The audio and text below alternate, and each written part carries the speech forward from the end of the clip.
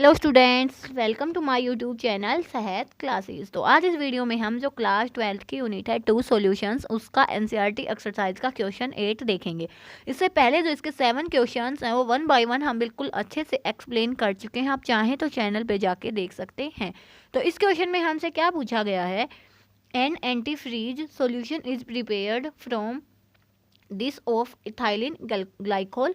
हमने क्या बनाना है, एक एंटी फ्रीज सॉल्यूशन बनाना है जिसमें हमने इथाइलिन ग्लाइकोल की अमाउंट की है इतनी add and 200 grams of water, और जो हमने अमाउंट ऑफ H2O लिया है वो कितना लिया है, 200 ग्राम्स यहाँ से हमने लिया है। ठीक है, calculate the molality of solution, हमें बतानी है क्या मोलैलिटी ऑफ सॉल्यूशन क्या होगी। उसके बाद if the density of solution is this then what shall be the molarity of solution। अगर डेंसिटी इतनी गिवन है तो हमें बताना है कि जो उसकी मोलैलिटी होगी वो क्या होगी। देखो, सबसे पहला काम अपना ये होता है कि इसमें हमने पता लगाना है कि जो अपना सोल्यूट होगा वो कौन सा होगा और जो अपना सोलवेंट होगा कौन सा होगा। तो हमने यहाँ पे क्या किया है, इथाइलिन ग्लाइकोल को ऐड किया है, किसमें, वाटर में ऐड किया है। तो यहाँ से हम क्या पता लगा सकते हैं कि जो अपना सॉल्यूशन होगा ना इथाइलिन ग्लाइकोल का, वो तो क्या होता है, सोल्यूट, और जो मास ऑफ सोलवेंट क्या है, वो अपना जो सोलवेंट है वो है H2O। तो यहाँ से हम क्या लिखेंगे कि सोल्यूट क्या है अपना इथाइलिन ग्लाइकोल, और जो अपना सोलवेंट है वो क्या है, H2O। तो यहाँ से मास गिवन है इनके, मास ऑफ सोल्यूट जितना हमने लेना है वो कितना गिवन है, 222.6 ग्राम्स, और यहाँ से मास ऑफ सोलवेंट कितना गिवन है, 200 ग्राम्स। हमने क्या टोटल, यहाँ से हम ये भी निकाल सकते हैं कि जो टोटल मास होगा सॉल्यूशन का वो कितना होगा, टोटल मास ऑफ सॉल्यूशन किसके इक्वल होता है, सॉल्यूशन सोल्यूट प्लस सोलवेंट। तो यहाँ से हो जाएगा 222.6 प्लस में 200, तो यहाँ से अपनी जो वैल्यू आएगी वो आएगी 422.6 gram. This is our mass of solution. तो अब हमें देखो क्या निकालना है, सबसे पहले हमने इसकी निकालनी है मोलैलिटी। मोलैलिटी में हमने क्या चाहिए, पहले हम देख लेते हैं हमें चाहिए क्या होगा। मोलैलिटी किसके इक्वल होती है, number of moles of solute and divide by mass of solvent in kilograms. जो मास ऑफ सोलवेंट है ना वो अपने पास कितना है, 200 ग्राम्स है, लेकिन हमें क्या चाहिए है, जो ये वैल्यू चाहिए किस में चाहिए है, किलोग्राम्स में चाहिए है। तो सिंपल हम इसको क्या लिखेंगे, डिवाइड बाई 1000, तो 200 डिवाइड बाई 1000 किलोग्राम्स। ठीक है, अपनी मास की वैल्यू तो अपने पास है लेकिन जो मोल्स ऑफ सोल्यूट है अपने पास वो नहीं है। तो जो अपने number of moles of solute होते हैं, ऑफ सोल्यूट होते हैं, सोल्यूट क्या है अपना इथाइलिन ग्लाइकोल जिसका फॉर्मूला है C2H6O2, किसके इक्वल होते हैं, given weight divide by molar weight.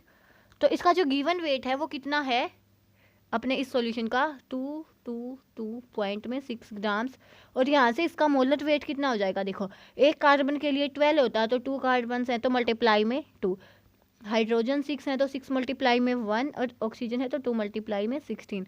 तो यहाँ से इसकी वैल्यू कितनी आएगी, 222.6 ग्राम डिवाइड बाई, जब इसको सोल्व करेंगे तो ये आएगी 62 ग्राम पर मोल। तो ग्राम से ग्राम कैंसल, यहाँ से वैल्यू आएगी मोल्स की 3.59। तो यहाँ से अब हम निकाल लेंगे क्या, अपनी मोलैलिटी।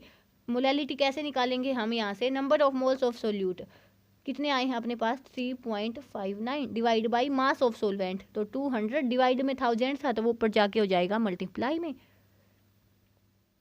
हाँ तो मल्टीप्लाई में हो जाएगा। तो यहाँ से अपनी जो वैल्यू आएगी वो आएगी 17.95 मोल और पर किलोग्राम। ठीक है, यहाँ से हो गया अपना इतना, जो मोलैलिटी की वैल्यू है अपनी वो आ गई इतनी, क्योंकि मोल्स ऑफ सोल्यूट हमने निकाल लिए, मास ऑफ सोलवेंट अपने पास था, तो यहाँ से हमने ये निकाल लिया। अब हमें क्या निकालनी है, density of solution. Sorry, density of solution हमें गिवन है, इस डेंसिटी से हमें निकालनी है अपनी मोलैरिटी की वैल्यू क्या होगी।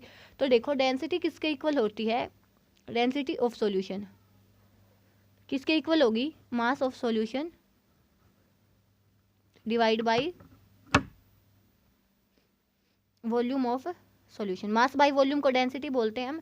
तो यहाँ से जो डेंसिटी गिवन है वो कितनी गिवन है, 1.072 ग्राम पर ml। और जो मास ऑफ सॉल्यूशन है वो हमने निकाला था, जब कितना आया था, यहाँ से हमने निकाला था 422.6 ग्राम सॉल्यूशन का। और वॉल्यूम यहाँ से हम निकाल लेंगे, तो वॉल्यूम की वैल्यू कितनी आएगी, ग्राम से gram cancel, 422.6 divide by 1.072 ml। तो यहाँ से जो वॉल्यूम की वैल्यू आएगी अपनी कितनी आ जाएगी, 394.21 ml।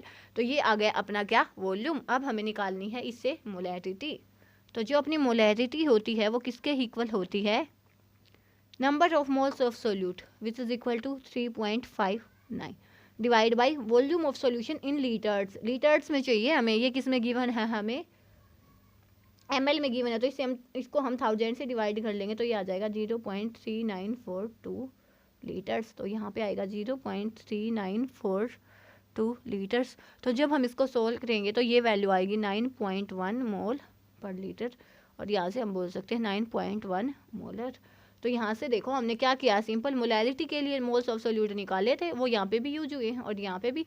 डेंसिटी किसके लिए गिवन होती है, हमेशा ही ऐसे सम्स में आपके जो सोल्यूशन यूनिट है इसमें सभी सम्स में जिसमें जहाँ पे भी डेंसिटी गिवन है नहीं, वहाँ पे ही हमने डेंसिटी की हेल्प से वॉल्यूम निकाला है, और वो वॉल्यूम जाके हमने मोलैरिटी वाले फॉर्मूले में फिट किया है।